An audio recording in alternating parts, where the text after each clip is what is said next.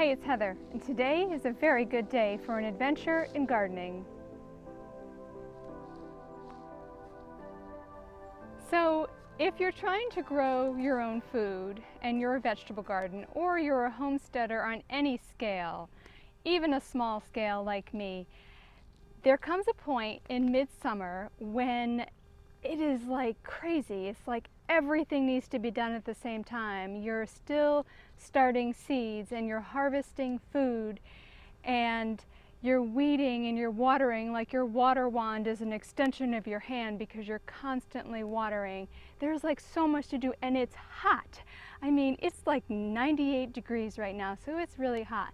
So all of these things, oh, and you've got to be concerned, are you going to grow a fall crop? Well, that happens right now. Even though you probably haven't harvested your first tomato yet, you still need to do that. So all of these things need to be done at the same time, and it's a lot like juggling and walking a tightrope wire, and you're on fire, and you got to just keep moving really fast, but you can totally do it. So you've got all these things that need your attention, and I have met a lot of gardeners over the years, a lot of people who had great intentions, who were like, in March and April, they're like, yeah, I'm going to be totally self-sufficient, and I'm going to grow all my own food, and I'm going to can all my own food. And they're like, and they spend a ton of money doing it, and a ton of energy and a ton of time to accomplish their goals. And everything goes pretty well in early spring, but come when the heat of summer meets the drought, it gets really hard. And in years past, I remember looking at the garden or at a specific crop that there was no coming back for it. And I would just look at it and whisper to myself, oh, maybe next year. And I did that a lot. And I know a lot of people who do that now. And I'm here to tell you, how many next years do we all have? So this is next year. And I'd love to tell you that the secret to a successful growing season is being organized and having a great plan, because they're really good things to have, having a plan starting out, but there has to come a point where you just yell plot twist and you move forward. So that's really the key, is to keep moving forward. So I'm going to share with you some tips that have kept me moving forward and show you around in a couple of areas that help me to accomplish my goals, even in the heat of these dog days. Now here we are. I think this weekend is the first weekend in August. I'm in zone 6. Okay, so my first frost day is going to be approximately October 1st. I mean, it could happen earlier than that, it could happen later than that. But that's approximately 60 days still of a growing season. So if you can still find short day crops to grow, you can still grow cucumbers, as long as you need to read how many days it takes to maturity on your packets. So you're looking, if you were me and you only had 60 days left to your growing season, you would look for something less than 60 days for cucumbers and for radish. For beans, there are plenty of things that you can still grow. Maybe your heart's desire was to grow the best crop of tomatoes and can them all and have them all winter long, and that just didn't work out for you. Plot twist, move forward. Instead, maybe you're going to become a pro, an expert on growing radish this year. And that's wonderful. You'll learn how to pickle them. There are plenty of things that you can still do. Maybe you can take all of your things that bolted and went to seed and collect all those seeds, and you can use them for sprouts all winter long. So you're just going to take that same enthusiasm that you had for growing your own food and just do things a little different. Now, as far as right now where we are, I always have extra plants because things are going to fail. There's going to be, like my cucumbers, there's going to be bacterial wilt. There's going to be squash vine borers that are going to take out these plants. Have backup plants all the time ready to go. And I'll show you some of the things that inside, I'll show you some of the things, the little setup areas that I have that help me to keep moving forward. But backup plants, I always have them, and maybe I'll never even plant them. Maybe I won't need to, but what if I needed to? Then I'd have them ready for me. So moving forward in a different direction that you had planned is going to help you still grow as a gardener. It's going to help you to become, every time you fail at something, you have an opportunity to be an expert in something else. So there's plenty of time left to this season to still grow food and have a good time doing it, even when it's really, really hot. Really, really hot. So I'm going to take you inside and show you a little area that I have that has really helped me to not really stay organized, but to have a place to keep all the things that are incoming and outgoing. And I'm going to show you my outside seed area, or my outside like nursery area for my plants, and then we'll walk through the garden a little bit on some things I want to show you. It's a constant rotation. Gardening is not a one and done thing. You got to keep on working toward your goals. So let's go take a little walk. This area right here is a critical area in helping me to do all the things that I do to keep me producing food and homesteading on the scale that I homestead. I use it for seed starting. Even now, I'm still starting seeds. This is where my fall crops are being started. I use it when I am bringing in the harvest. And just as kind of like, it's an area that helps me to buy time and keeps things in my path so I'll remember that they're there. When I'm seed saving is a big part of what I do to keep my circle of homesteading going. And so, like, you know, I have a bunch of seeds that I put in baskets and I have to label them. I have to label them. Don't ever think that, oh, I'll remember. Yeah, no, you won't remember. Maybe for a little while, but then you won't remember. But it's just a great little counter for me to bring in flowers and foliage for tinctures and for tea and just about anything else that I do. I also keep my calendar here. You know, I write down the things that I do on a daily basis so that I remember when I did them, when I've started seeds. So it's kind of like a little bit of a control area.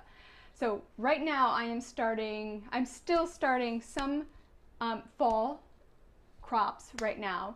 I let them germinate in here and then I move them outside quickly. So I want to give you a little tour, a close-up tour of some things that I've got on the counter here. So here's a little up-close tour of everything that I have going on my counter right now. And let's see, okay, so when I am saving seeds, when something bolts like kale, this is red kale right here, that one is red kale. Literally, I am in a hurry all the time, and I really hate that about everything that I do, that I'm in a hurry all the time, but I will cut the kale down. First, you wait until it's rattle dry, or mostly rattle dry. I'll cut it down and I'll just grab a Post-it note, put it on the counter, and then put the Post-it note by it for me to take care of another day. And then I'll just cut the pieces off into a big bowl. I'll grab a big bowl, I'll cut all the pieces off, and I'll just start to like really, really mash them, and then the seeds come out. Now when I do that, then I put them into these little envelopes right here. And sometimes I don't get to it until, you know, late winter, and that's okay. I'm okay with that. Here is an example right here of, this is bare necessity kale that, let's see if we can see. Yeah, you can see the seeds that have come out right here. So I just shook that like mad to get the seeds to come out of their pod. I have some Chinese cabbage right here, some red kale. I have seeds that I've just started, some radish and some Marvel of Four Seasons lettuce again. And in the right by the window back there, I've got lavender plants that I'm hoping to grow, and they'll be baby lavender plants, hopefully. And then, okay, let's see. These are broccoli. They germinated last night and now they're a little tall, so I think I'm going to bring them right outside, and if they stay tall, then I'll take and I'll just pot them down until they're big enough to go into the ground. I'll plant them deeper. So if their stems get too long, I'll plant them a little deeper. And then I'll keep them in pots until, oh, probably, I would say the second, third week of August. They've got to have 2 sets of true leaves to them before they can go into the ground. Now also in baskets are things like, these are radish seeds right here that I'm going to be using for sprouting, for sprouts in the wintertime, because I have plenty of radish seeds for other things. I've got some mizuna right here. This one, you know what? Yeah, okay. I put the Post-it note there. Okay, escarole. Okay, that's what it is. So I have to write that on there. I've got 2 big baskets of peas that are ready to, see, they're rattle dry. Okay, they're ready to come out of their pods. And then if you watched my pea video in the early spring, it's a big long process. Not big long, it's a process with the peas, because then they'll go into the freezer to kill any little weevils that might be, you know, that might eat the peas over the winter, because we don't want that. And got a couple cucumbers here. This is my drying rack, and all it is a frame with some hardware cloth over top of it. Calendula, I pick the calendula every morning and I just snip it off, and then I put it on here to dry. I have a few little bits of mullein in the back, but I'm constantly drying flowers for tea or something for tea, or for the calendula actually is for an oil that I use to wash my face that I make. Now I let a lot of kale go to seed, and this whole thing right here is going to be for sprouting in the wintertime as well. This is just a little table I don't keep in here normally, but I need extra space right now for all the things that are coming in.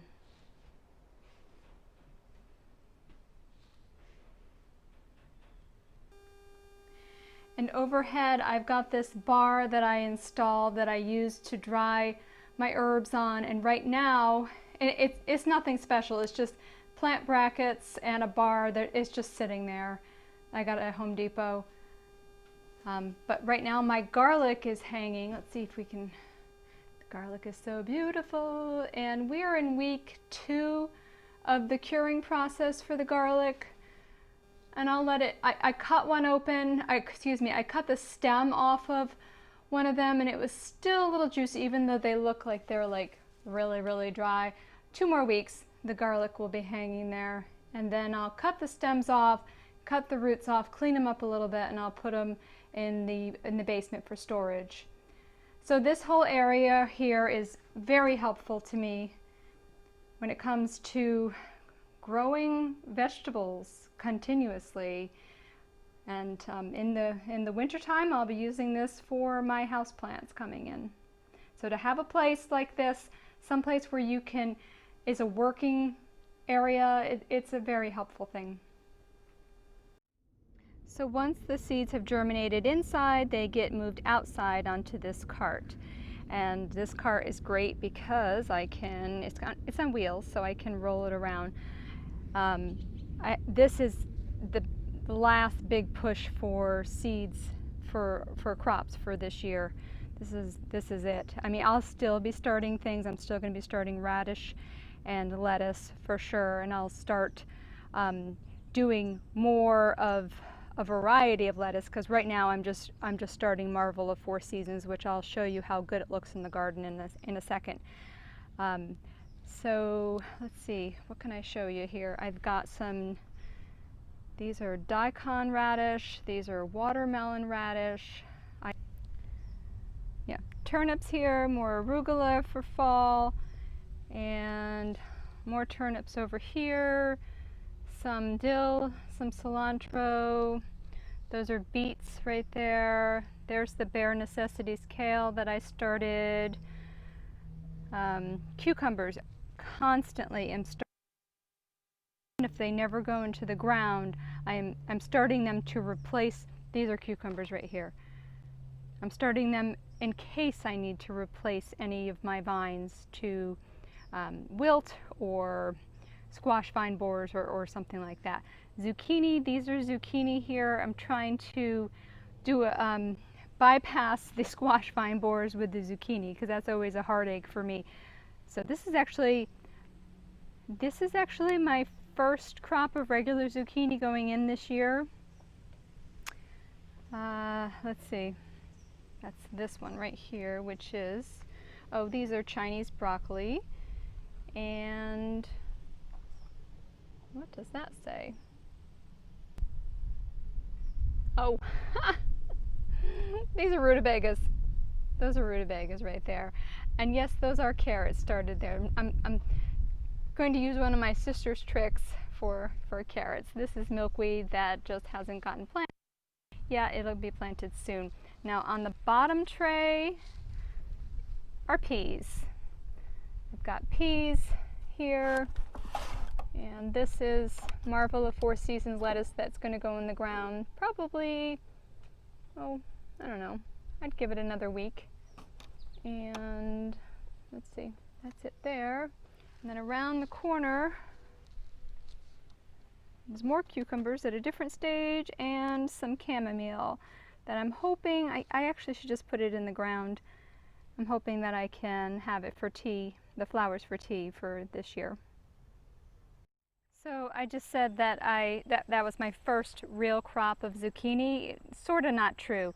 This zucchini here is a variety, I'll put the name up on the screen, that you can have as like a green zucchini, like a summer squash kind of zucchini when you pick them fresh, or you can let them stay on the vine longer if you want them to use them as winter squash. I've never grown them before. I started this, I have two of them. This is the better looking plant. I started them on the 27th of June, and they look, what pretty foliage, right? I love this. Very pretty. I had read over the winter time that if you want to avoid the squash vine borer, that you plant your zucchini later because you'll kind of be bypassing their life cycle. So we'll see what happens, but just to be on the safe side, I started to wrap tin foil. Put your tin foil hat on. I started to wrap tin foil around the base of it. So we'll see. I have had some of the cucumber plants actually have had the squash vine borer this year, but hopefully I'll have some zucchini still. So it's my policy to not leave empty ground, empty soil in my vegetable garden ever. So a lot of the things I will just let bolt, and that's fine until the next crop is coming in. Hi.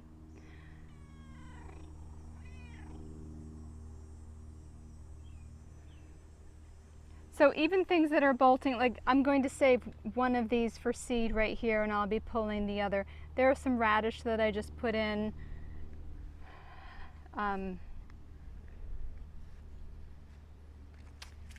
This is the Marvel of Four Seasons lettuce. Needs to be weeded, yes, but it is a great lettuce that just keeps on going, even in the heat of the summer. So this is my summer staple lettuce right here.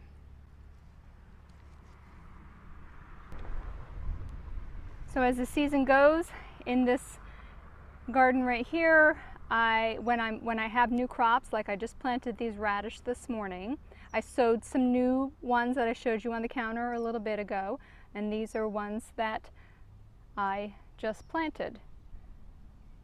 So I pull out the old and I replace it with new.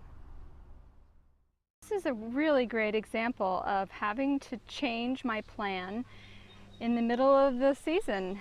This was after the peas came out of here. This was supposed to be all pole beans, and I had started pole beans in amongst the peas, and only 3 plants. There's 1, 2, and then there's a really small one down on the end down there. Only 3 plants actually made it. So I started a shorter day crop, and they're down here. See this guy right here? And there's a bunch of them down in here. A shorter day crop, I think that they're 55 days. And I mean, they took off so much better and faster than the first crop did, because beans really like the heat of the soil, and to grow, they grow a lot better in the summertime than they do in the springtime. So, plot twist.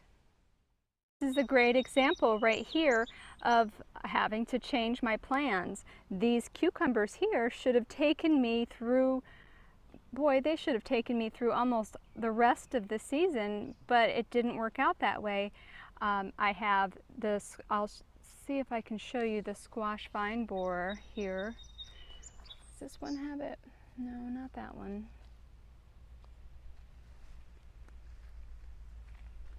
Okay, right here, here's a good example. When your stem starts to look like that, the squash vine borer is in there. So I try to mound up around the stem, hoping that it'll root higher up. It doesn't always work out that way.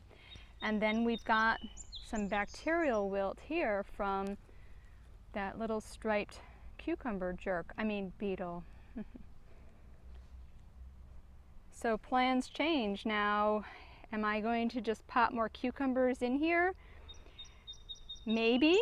Or maybe I'll do the fall peas here instead, just to switch it up. Because if there's a pest here, here's another vine right here.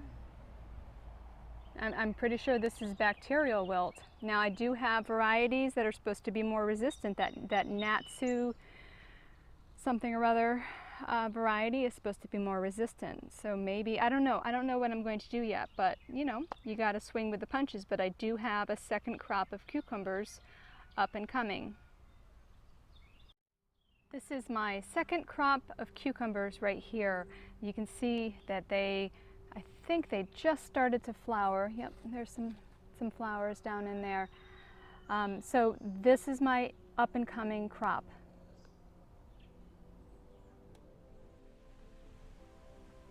If you're looking for ideas of things that you can still plant, leave me a message below and we can chat a little bit about that. And I have suggestions of some varieties that I have that are short day, that are going to produce for you this year.